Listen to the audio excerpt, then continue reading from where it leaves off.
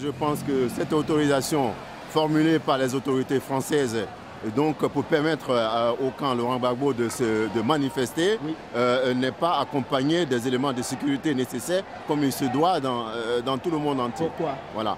Pourquoi? Parce que de toute évidence, donc on sait bien que la France est pour que Alassane Ouattara s'installe donc à la tête de la Côte d'Ivoire et au mépris de toutes les lois institutionnelles de Côte d'Ivoire. Les gens ont peut-être l'impression qu'on suit Gbagbo. On ne suit pas Gbagbo, on suit la Côte d'Ivoire. Gbagbo, il est dépassé, c'est un être humain. On fait partie de laisser la Côte d'Ivoire. On lutte pour l'intégrité de notre pays. Sinon, ce n'est pas une personne, on suit. Les gens ont peut-être l'impression que c'est Gbagbo. Non! L'armée ivoirienne, ce n'est pas une armée de Gbagbo, c'est une armée de la République. On fait partie, l'armée est restée. Gbagbo va partir, l'armée va toujours rester. Donc nous, on lutte pour l'intégrité de notre pays. L'intégrité ne passe pas forcément par un homme, mais elle passe par le droit. Et quand le droit a été dit, on s'en tient au droit. Il y a des gens pour ça dans tous les pays du monde. Il y a une cour constitutionnelle en France, aux États-Unis, dans n'importe quel pays du monde qui est là pour dire le droit. Et en matière de contentieux électoral, il y a des méthodes légales. Je pense que la manifestation ne se passe pas exactement comme on l'aurait souhaité. Et c'est pas normal que les pro-Alassane manifestent à tout bras. Je suis l'une des premières arrivées sur les lieux, la place de la République. Je suis arrivée à 13h20. Et j'ai vu un groupe de personnes qui s'est entretenu avec la police française. J'ai pensé que c'était les pacifiques, les gens de LMP. LMP, c'est... Voilà. J'ai cru que c'était les hommes des Ivoiriens, voilà, qui venaient pour marcher, pour libérer le pays. Et voilà, ces gens-là se sont détachés de la police française et ils sont venus nous attaquer. Ils ont déchiré la tête d'un monsieur.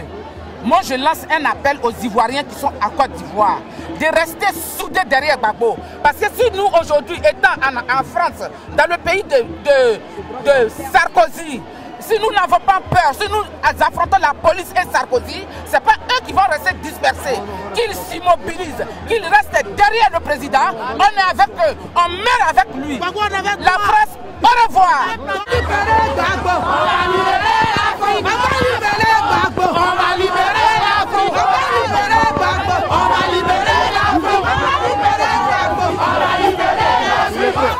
Je suis arrivée sur la place à 13h pour défendre le peuple noir. Je ne suis pas pro-Gbagbo ni pro-Ouattara. Je suis noire et je resterai noire. Alors je suis venue pour défendre ma constitution en tant qu'Ivoirienne. Je suis venue ici, il y avait des groupes de jeunes qui sont arrivés, qui ont porté le t-shirt d'Alassane Ouattara. Ils sont allés voir la police, ensuite ils sont revenus vers nous à nous agresser. Il y a un des personnes, Ouattara, que j'ai reconnu et qui a dit, qui a été clair, qui a dit c'était le tueur là, on l'a reconnu. Elle a la grande gueule, elle parle à la télévision, tuons-la. La police était là et quand j'ai entendu, j'ai couru vers la police. J'ai dit ils veulent m'agresser et la police était là devant la police, ils m'ont battu. Ils m'ont battu devant la police française. Ils m'ont arraché mon sac à main devant la police.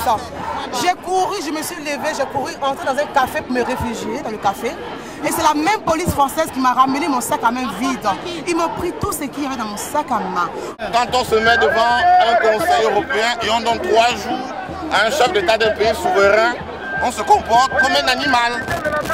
Je m'appelle Gobé Alou. Sincèrement, je ne comprends pas qu'est-ce qui se passe. La Côte d'Ivoire est un pays autonome. Nos leaders africains, Barthélemy Bokanda, tous nos leaders, Sylvanus Olympio, Patrice Lumumba, Thomas Sankara, Kwame Nkrumah, Umombe, Julius Nyerere, toutes ces personnes qui ont eu l'envie de libérer l'Afrique ont tous été éliminés de cette façon. Pourquoi toujours? Pourquoi nous allons être toujours la marionnette de la France? Pour quelle raison? France-Afrique. Nous sommes très heureux que le débat dépasse la Côte d'Ivoire. Nous sommes fiers de la Côte d'Ivoire. Nous sommes fiers de ces Ivoiriens que vous voyez. Nous sommes fiers des Africains que vous voyez, qui se sont levés, qui se sont dressés comme une seule personne pour dénoncer l'ingérence des puissances occidentales. On nous parle de la communauté internationale. La communauté internationale n'est pas candidate à l'élection en Côte d'Ivoire. Laurent Gbagbo est l'un des candidats qui a été élu président de la République. Et nous dénonçons ici l'ingérence de la puissance tutélaire qu'est la France. Nous dénonçons l'attitude néocolonialiste de Nicolas Sarkozy. Nous dénonçons l'attitude des autres puissances. Nos vies, la vie de nos enfants, la vie de nos parents valent mieux que leurs intérêts. Nous ne voulons pas que les puissances occidentales, sur la base de leur indépendance énergétique, viennent sacrifier nos peuples. Mes chers frères ivoiriens, nous sommes ici en France, en Europe. Nous sommes là pour soutenir le président Laurent Gbagbo. Si nous, on arrive à résister ici, ce n'est pas vous là-bas qui allez baisser les bras. Laurent Gbagbo a été élu par le Conseil constitutionnel de la Côte d'Ivoire. La Côte d'Ivoire est un pays souverain. Donc, nous devons respecter les lois et les règles de ce pays. Je vous dis, ouvrez bien les yeux, car Babylone tombe. Babylone tombera. La France et ses alliés vont tomber. Ils tomberont. Ne baissez pas les bras. Le président Laurent Gbagbo est en train de démontrer à toute l'Afrique que c'est lui le grand démocrate. Donc nous, les Ivoiriens, frères, sœurs, ensemble, luttons pour sauver l'Afrique. Nous nous rappelons tous comment la France a été, n'est-ce pas, en Afrique du Sud à la Coupe du Monde. On a tous vu la Méditerranée en riz. Nous avons tous vu la Méditerranée en riz. Tout le monde entier a vu cette mer. Mais l'arbitre avait dit quoi? Qu'il y avait but. Une fois que l'arbitre a dit il y a but, même la FIFA n'a pas pu dire non. Et la France a été en Afrique du Sud. Donc on est dans un pays des lois, il faut respecter la loi. Aujourd'hui, c'est l'Afrique consciente qui est tous unis derrière le peuple ivoirien. Et on ne cessera jamais de se libérer de cet impérialiste qui continue de nous avilir, qui continue de nous détourner de notre vraie réalité. Aujourd'hui, il y a un verdict qui a été donné en Côte d'Ivoire. C'est M. Laurent Gbagbo qui a été investi par la Cour constitutionnelle. Et c'est lui qui revient la destinée de la Côte d'Ivoire. Tout ce qui se trame après n'est que du blablabla. Chers Ivoiriens, tenez bon. Peut-être demain, ce sera la Guinée avec Alpha Condé. Donc, ce qui arrive en Côte d'Ivoire aujourd'hui, tous les Africains, où qui se trouvent, doivent se sentir concernés par ce qui se passe en Côte d'Ivoire. Moi, c'est la première fois aujourd'hui, je marche, mais je marche simplement parce que je sais que c'est mon avenir qui se joue actuellement en Côte d'Ivoire. Je suis pas ivoirien, mais je suis du Cameroun, mais c'est mon avenir qui se joue aujourd'hui en Côte d'Ivoire. C'est l'avenir de mes enfants. Si on perd en Côte d'Ivoire, c'est qu'on a perdu. Il est impossible de perdre aujourd'hui. Donc pour rien au monde, qu'on dise bien à l'ONU, à ces connards de la communauté internationale, qu'ils arrêtent rapidement, parce que là aujourd'hui, l'Afrique est debout. Ils sont en train de mettre le président Obama en erreur. Parce qu'il a de mauvais rapporteurs. C'est lui qui a dit que l'Afrique n'a pas besoin d'hommes forts. L'Afrique a besoin des institutions fortes. Et on a prouvé par A plus B que nous avons une institution forte en Côte d'Ivoire. Et la preuve, le président Laurent Gbagbo a été élu à l'unanimité. Et alors, la politique de l'aigle et de la poule, ça suffit. Ce n'est pas la Côte d'Ivoire qui va pondre et avoir des poussins pour nourrir les enfants de l'aigle. C'est terminé. Je tiens à vous dire que la Côte d'Ivoire vaincra. Obama s'est rendu coupable d'un crime qui est en train d'être perpétré contre la démocratie en Côte d'Ivoire en particulier et en Afrique en général. Obama n'est plus celui qui nous a fait rêver. Obama est maintenant dans le camp des néocolonialistes. C'est un néocolonialiste, comme les Américains avaient décimé les tribus indiennes pour étendre le territoire. Obama, après son prédécesseur Bush, qui a mis la guerre en Irak, Obama, appuyé par Sarkozy, veut mettre la guerre en Côte d'Ivoire. Nous dénonçons cela. Et nous lui disons qu'il ne nous fait plus rêver. Il ne nous fait plus rêver comme Nicolas Sarkozy ne nous a jamais fait rêver.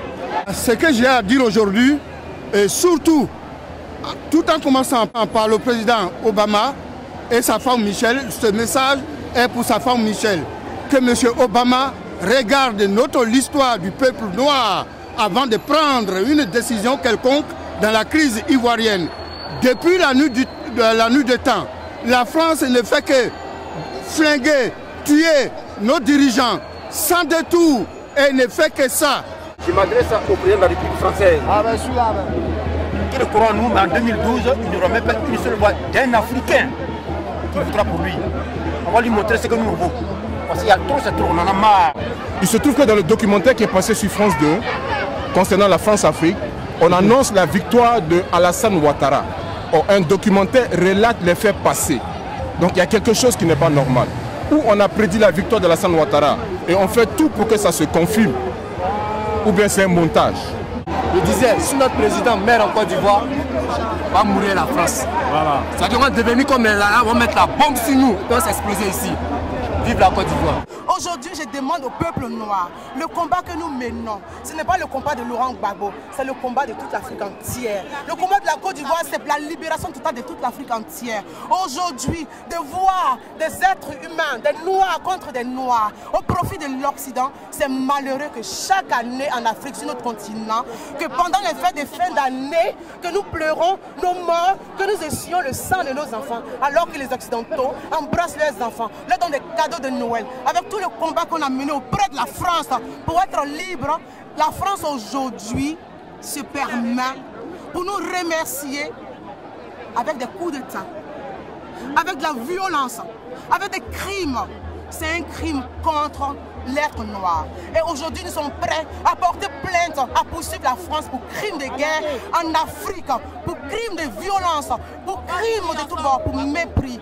Alors aujourd'hui, je demande à tous les Noirs d'être unis à jamais. Je demande aux chefs d'État africains qui jouent les toutous des Français d'arrêter de détruire leur continent au profit de l'Élysée. Je demande à Nicolas Sarkozy, en tant qu'homme de droit, de respecter le droit ivoirien, de respecter le droit africain. Nicolas n'est pas mieux que l'Africain et l'Africain n'est pas mieux que Nicolas Sarkozy. Aujourd'hui, Gbagbo a été élu. Quel que soit ce qu'ils veulent, Gbagbo restera le président de la République de Côte d'Ivoire.